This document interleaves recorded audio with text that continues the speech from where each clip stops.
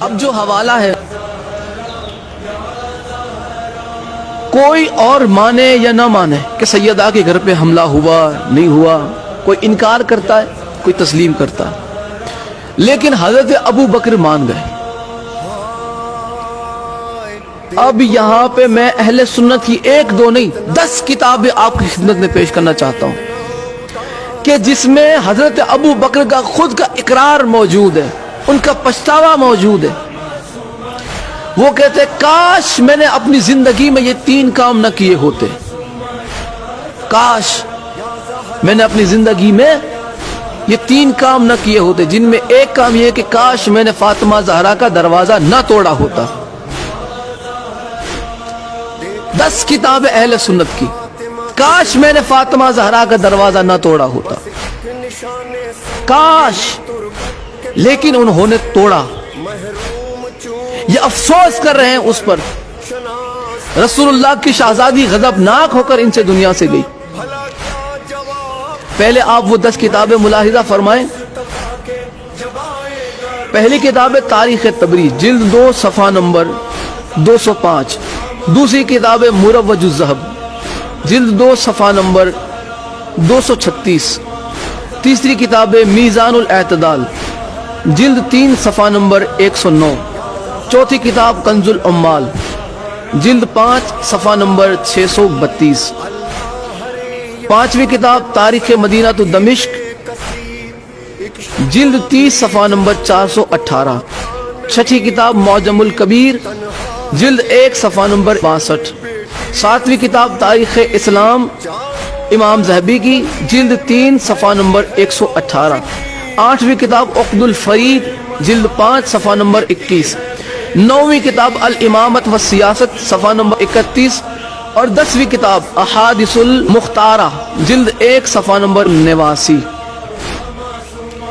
10 کتابیں اہل سنت کی کہ جس میں یہ بات نقل کی گئی کہ حضرت ابو بکر نے آخری وقت میں یہ پچھتاوا اظہار کیا کہ کاش میں یہ کام نہ کرتا۔ وہ مانتے تھے کہ انہوں نے سیدہ کے در کو توڑا تھا، یہ مانتے تھے کہ انہوں نے سیدہ کے دروازے کو آگ لگوانے کا خود ہی حکم دیا۔ یہاں پہ خود حضرت ابو بکر کا جرم ان کی زبان سے قبول ہوتا نظر آ رہا کہ یہی تھے، اور میں اہل سنت کی کتاب الامامت والسیاست کے حوالے سے بتا چکا، اس کتاب کی توثیق بھی آپ کی خدمت میں پیش کر چکا کہ الامامت والسیاست اہل سنت کی معتبر ترین کتابوں میں سے ایک ہے۔ اب ہمارا کسی کو منوانے کا کوئی شوق نہیں کہ تم مان جاؤ، تمہیں تمہاری اماں کی قسم، تمہارے عقیدے کی قسم، نہیں مانتے نہ مانو۔ تم کون سی ہماری قبر میں آؤ گے یا ہم کون سی تمہاری قبر میں آنے والے؟ ہماری قبر میں بھی اہل بیت آنے والے ہیں، آپ کی قبر میں بھی اہل بیت آنے والے۔ آپ وہ اعمال جمع کیجئے کہ جس کے عوض آپ اہل بیت کی بارگاہ میں منہ دکھا سکے۔ ہم وہ کر رہے ہیں کہ جس کی وجہ سے ہم اہل بیت کی بارگاہ میں منہ دکھا پائیں۔ اہل بیت کا حق جھٹلا کے تم بارگاہ رسول خدا میں کھڑے رہ پاؤ گے؟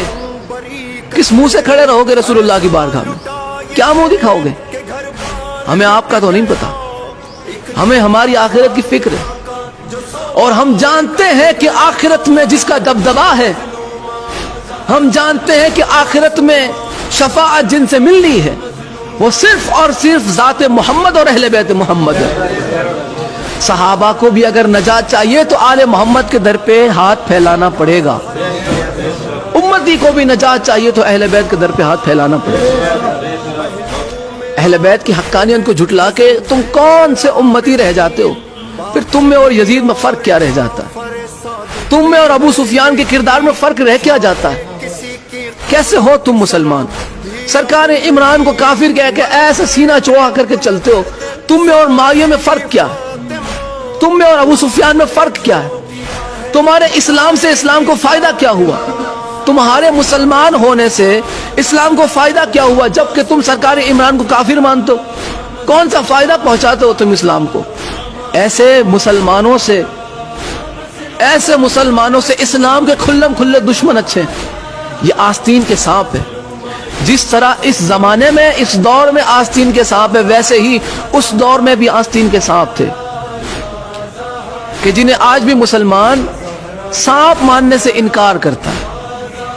اہل بیت پہ ظلم کرنے والا مسلمان نہیں، اہل بیت پہ مصائب ڈھانے والا صحابی نہیں، اہل بیت سے محبت کرنے والا صحابی ہے، اہل بیت کے در پہ اپنا سر جھکانے والا سچا صحابی ہے. اگر صحابہ میں پہچان چاہتے ہو تو جناب سلمان کی سی عقیدت کس میں ڈھونڈو.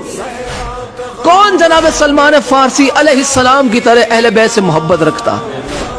کس نے جناب سلمان سے اہل بیت کا ادب سیکھا؟ کس نے جناب سلمان سے اہل بیت کی محبت سیکھی؟ جس نے سیکھی ہے وہ ہمارے سر آنکھوں پر ہے، وہ ہمارے سر کا تاج ہے.